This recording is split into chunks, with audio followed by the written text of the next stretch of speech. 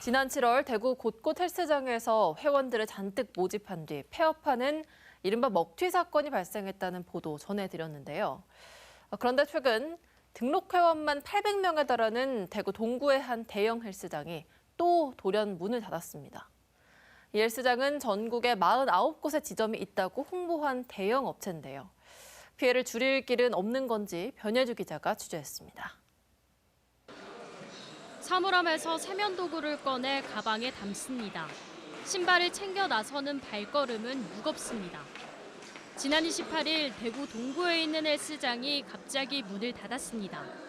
주말 끝나고 난 다음부터 월요일 오니까 즉 인바디 측정 그거랑 이렇게 기계 한 개가 없어지고 그냥 이제 관계자가 아예 전혀 없었어요.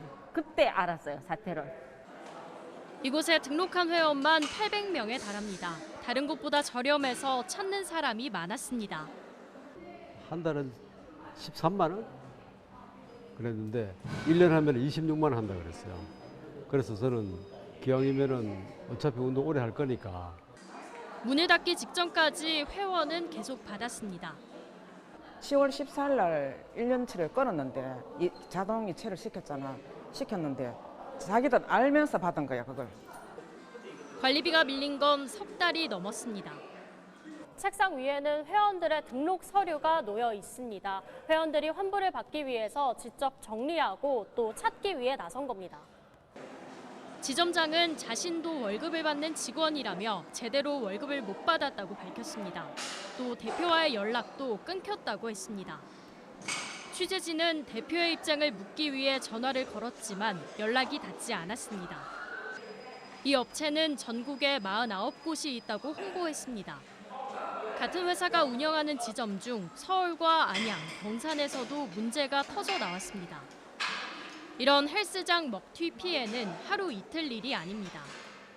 지난 7월 대구 달서구와 북구에서도 대형 헬스장이 갑자기 문을 닫았습니다. 회원들은 고소장을 냈고 경찰은 대표인 30대 남성을 검찰에 사기 혐의로 송치했습니다. 헬스장 등 생활체육시설의 갑작스런 폐업으로 인한 소비자 피해는 해마다 늘고 있습니다. 지난해만 4,300여 건입니다. 전문가들은 가격이 터무니없이 저렴하면 의심해보고 일시불 대신 3개월 이상 할부로 결제하라고 조언합니다. 그러니까 카드 회사가 중간에서 보험회사 역할 같은 걸 해줄 수가 있어요. 그래서 만약에 내가 카드 대금을 납부하는 과정 중에 할부금을 납부하는 과정 중에 그 문제가 생기면 내가 카드 회사에 지불 중지 명령을 할 수 있게 되어 있거든요.